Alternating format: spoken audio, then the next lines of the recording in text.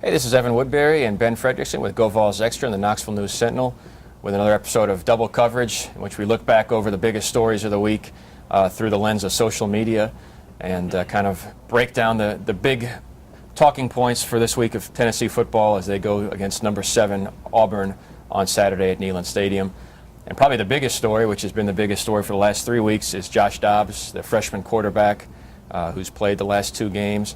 And we finally got to talk to him. They've got a no freshman policy, but we did get a chance to talk to him. And, you know, he wasn't out of control or he didn't say anything crazy. He was very poised and very polished and just like you'd expect out of him. Yeah, last week we were making up fake Josh Dobbs quotes, I think, yeah. for the because we hadn't had a chance to hear from him, but then he actually got a chance to come out, and they brought him out and talk. And I think he was more eloquent and sounded more intelligent than even we could have guessed. Talked about flying airplanes and designing airplanes. Yeah. He's a smart kid, you know, so I think UT definitely did itself a favor by making him available and letting people, I guess, get a chance to see for themselves just kind of what his teammates and coaches have been describing ever since he's been playing, kind of this cerebralness that he has and his high intelligence level about football, but also about some stuff more complicated than football. I think that was the most interesting part was when he wasn't talking. You know, he did kind of the Butch Jones slogans, and they kind of spoke the same language from that perspective, but when he was talking about academics and about aerospace and things of that nature, it was a lot more interesting. And he's certainly a more poised and polished than the other speaker that made news this week, and that was Pat Dye. The former legendary Auburn coach was in town on Monday to speak to the Knoxville Quarterback Club, and our intern, Gage Arnold, was there to cover it. And he had some interesting things to say in kind of a long and rambling speech. He called the 2012 quarterbacks at Auburn cowards, which is not something you probably ever want to call a student athlete, and certainly not one from your own team. Yeah, from good to bad on the public comment section.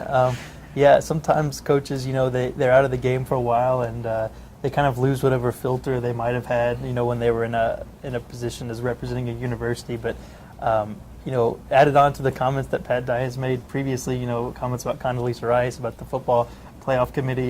He doesn't seem to be holding back. You kind of wonder if he's going to continue to get these platforms to speak upon if he continues to say things that rock the boat this much. Well, I think he'll get the platforms. I don't know if Auburn wants him to have the platforms, sure. But he's certainly interesting to hear what he has to say. And he wasn't directing any comments at this year's quarterback because from basically everyone we talked to at Tennessee and elsewhere, Nick Marshall has been the difference maker for Auburn this year. And last year they had a rotating quarterback situation, never really settled on anyone, went 3-9, 0-8 in the SEC. This year they're 8-1. And you know, they do some different things with their offense, but they have a dynamic quarterback, a mobile quarterback, and that's hurt Tennessee at times this year. Yeah, Nick Marshall is a guy who you might look at his numbers and say, well, the kid never throws, so how can he be that celebrated of a quarterback? But, you know, with the offense they run, it's complicated, it's quick. There has to be a general, you know, guy on the field who coordinates all of that. And, you know, I think another thing that he brings a lot to the table is he can run the football. He's adding to those rushing numbers that are across the board pretty much the best in the SEC in yards, number of rushing attempts, you know, yards per carry, things like that. So he's kind of the guy handing it off, deciding where it's going to go, and also, you know, contributing to it himself. Yeah, and this offense, it's been compared to Oregon, and people think, well, there's no way it's as explosive as Oregon, and it's not. But as a lot of the assistant coaches, including Tommy Thigpen, said this week, is they wear you down. They try to grind out long drives. They go so fast you can't get subs in. It's very difficult in defensive lines, and that's the same thing Oregon did. They'll have 10 or 11 or 12 play drives, and you can't get subs in because they're moving so fast. They try to snap every 10 or 15 seconds.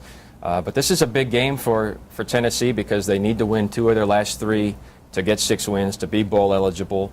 They've got Auburn this week, then a bye, then they're home for Vanderbilt, and then on the road at Kentucky. Yeah, you know, I think they've been hit with a pretty tough schedule. I mean, teams seem to be peaking right at the point they play Tennessee, so the back end of this should help them out. Not necessarily Auburn, obviously. It would be great to pull off the upset in for homecoming, but the last 2 you really look at and say, if this team plays like it played when it beat South Carolina, those should be wins. Right.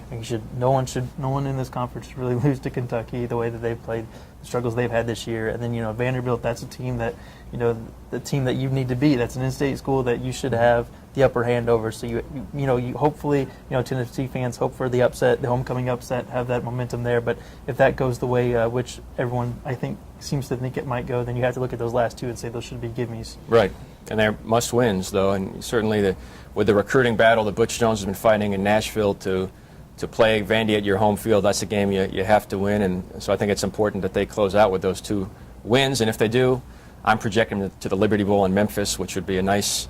The Liberty Bowl will be thrilled to have Tennessee, and I think Tennessee fans would travel well. That's also an important market for Butch Jones in Memphis, and I think they'd be excited to have that bowl. So those are the storylines as we approach Saturday and Tennessee's kickoff against number 7 Auburn. You can follow all our coverage on GoVols Extra, including our Game Day Central edition, and you can follow him on Twitter at Ben_Fred, including his coverage of men's basketball that's just starting up, and you can follow me at Tennessee Beat. Thanks for watching.